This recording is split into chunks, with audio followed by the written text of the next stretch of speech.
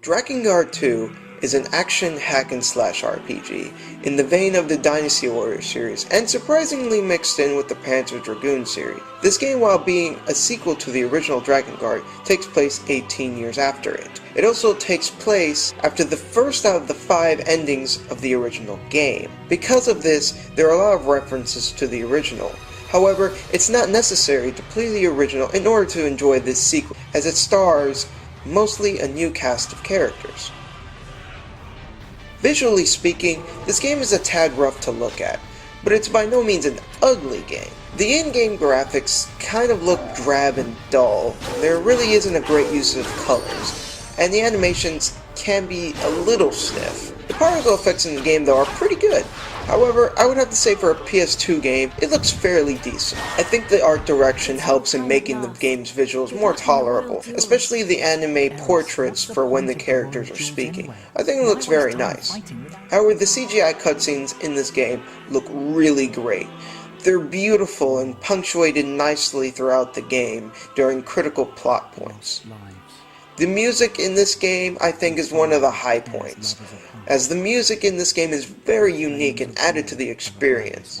The music has this overall foreboding feel to it, like something much darker is beneath what you're actually seeing before you, which is something that certainly rings true in the game itself. I also thought that the voice acting in the game was surprisingly really good. For a few unimportant characters, there are a few flat deliveries, but almost everyone played their roles perfectly. Like I said before, this game takes place 18 years after the first of the 5 endings of the original game. You play as Noe and his dragon Legna. After the events of the original game, there have been different seals placed around the world to keep some catastrophe from happening, and they're all protected by the Knights of the Seal. Noe was originally brought up by Legna, but then he was found by General Auror of the Knights of the Seal, and he was brought up to then become a knight as well, which is where the story then proceeds. I believe that the story and characters like the original game are definitely positive. However, the same feelings of gloom and dread never spiked to the same heights that the original did. This game certainly had its sad and sometimes disturbing moments, but the original was by far much more sinister in this aspect. I thought that because of this, the story was in some ways better, but also in other ways not as good. I felt that in terms of characters, this game was much better, as the characters in this one were more fleshed out and were more sympathetic compared to the original. But in terms of the story itself, I believe that it was much better told than the original. Now, even though this game is a sequel to the original, I don't think it matters too much what order you play them, as both of them have stories that, while are connected, can be enjoyed by themselves. The connections simply serve to make the series overall more enjoyable. You could play this one first, be intrigued by the events of the first game, and would play it based on that.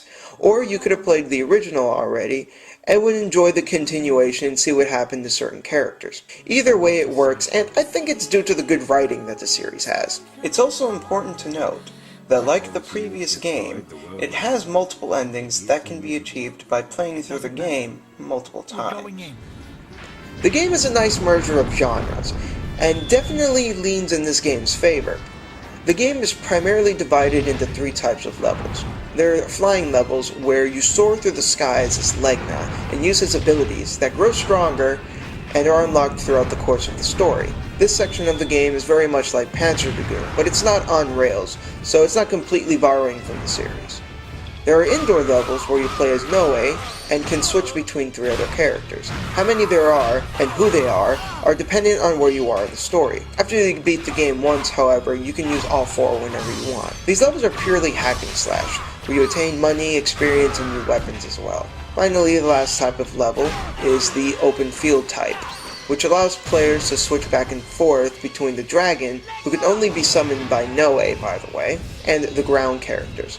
Sometimes it's better to let the dragon do all the work, and sometimes it's better to get down nitty-gritty with the enemies face to face. It's a fun idea and essentially gives you control of how your characters level up. Each character levels up individually, including the dragon, and so do their weapons. Each weapon that you get in the game can level up, and they can level up to 4 times.